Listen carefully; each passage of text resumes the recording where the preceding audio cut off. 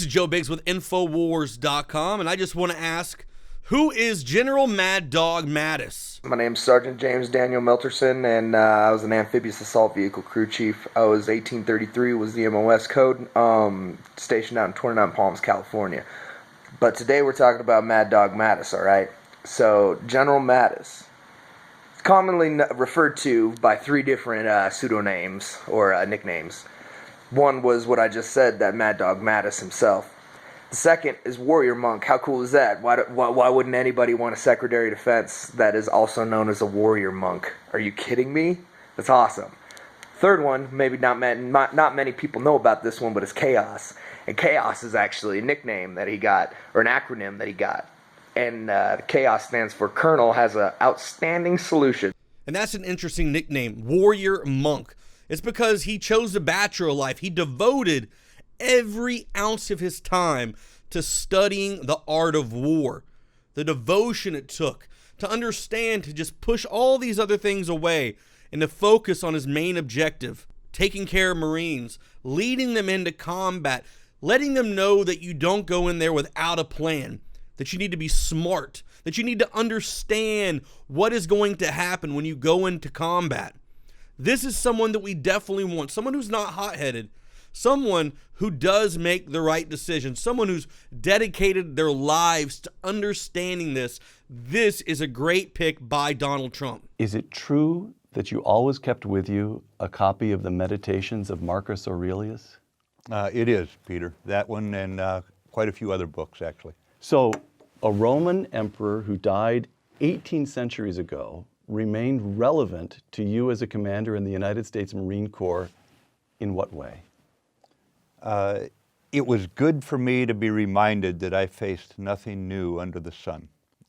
Technology throws a few odd wrinkles in, but the bottom line is the fundamental impulses, the fundamental challenges, and the solutions are pretty timeless in my line of work. It will send a message to the rest of the world and those that oppose the United States that we actually mean business now. Because this general is known for a straightforward, not politically correct way of doing things.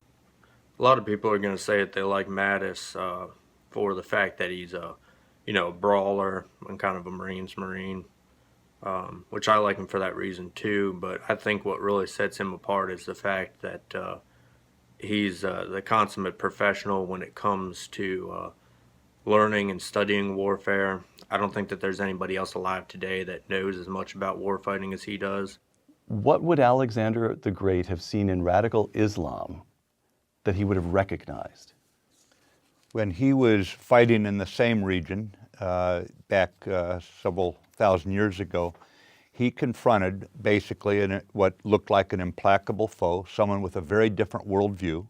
He was unconcerned in some ways about his own tactics. He had confidence that he knew how his forces could act and their behavior on the battlefield.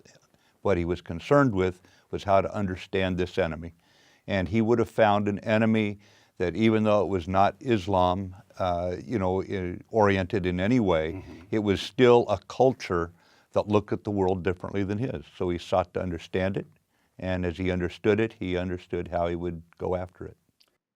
When you've got foreign military leaders looking at this guy, immediately they're going to have respect. And when you have respect between two nations' fighting forces, immediately is what you have is a smoothing out of situations. And you also have that underlying sense that, wow, well, this guy really knows how to engage. And if things get bad, it makes him a more formidable enemy because he understands exactly what it takes to win. So, before committing to combat, understand the enemy. Absolutely. Yeah, Mad Dog is going to shake things up. He led the battle into Fallujah, where they kicked ass. Marines went into buildings where women and children were cowering in the buildings, and people who did not live there had come in and fired from those homes, not allowing these innocent people to get out of the line of fire. breaking every rule, whether it be of the law of war, of decency, of the Koran, or anything else, and firing at us, knowing full well that we would have to fire back. And the Marines were able to get in. In some cases, they didn't even have the manhood to go down fighting, but they surrendered after endangering these women and children, firing on us. Then they surrendered. They didn't even have the guts to go down swinging. Nothing really can stop us, and we just don't take refuge in self-pity or any of that kind of stuff. He issues a reading list to all of his subordinates. He thinks that learning from others' mistakes in history is much better than learning from your own mistakes, because learning from your own mistakes in warfare usually costs you your men's lives in the process. He had said, thanks to my reading, I've never been caught flat-footed in any situation, never at a loss for how any problem has been addressed successfully or unsuccessfully before.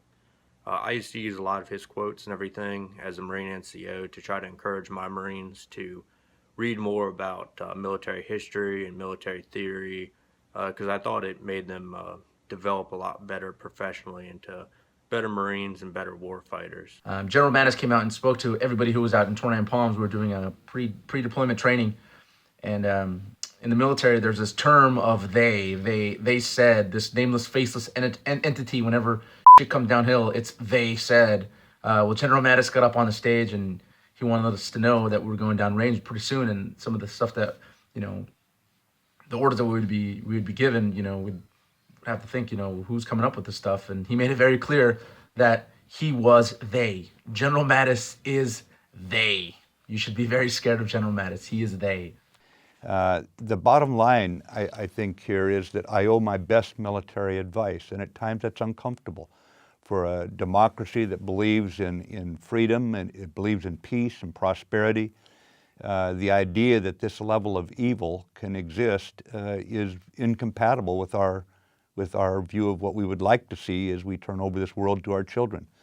But I'm also convinced, having dealt with this enemy since 1979, which was the first time I sailed into those waters on U.S. Navy ships, that we're up against an enemy that means what they say, and we should not patronize them. So at the beginning of this video, I asked a question, who is Mad Dog Mattis? And I think we have that answered pretty clearly at this point in time.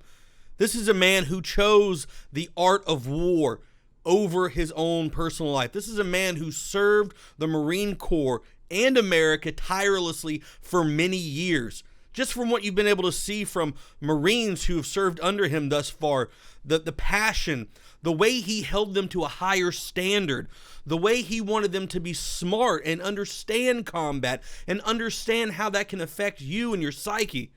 This is someone that we definitely need in our Trump cabinet. It's amazing to see someone like this, to hear him speak, to see his motivation.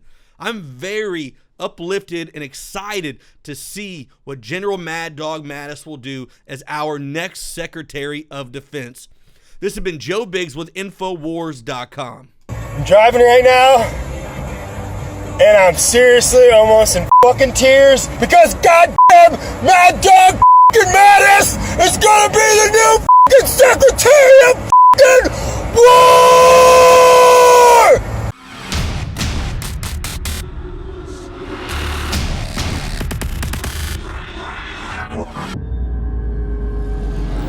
In the decade after iodine was added to staple foods, there was a 15-point increase in IQs in the areas that had previously been deficient. This is something on record our bodies need. I've gone out and found the best source for myself and my family. I hope you'll visit InfoWarsLife.com and get our InfoWars Life Survival Shield, because all of my research shows this is absolutely key to getting people out of the brain fog that they've been artificially put into by the social engineers.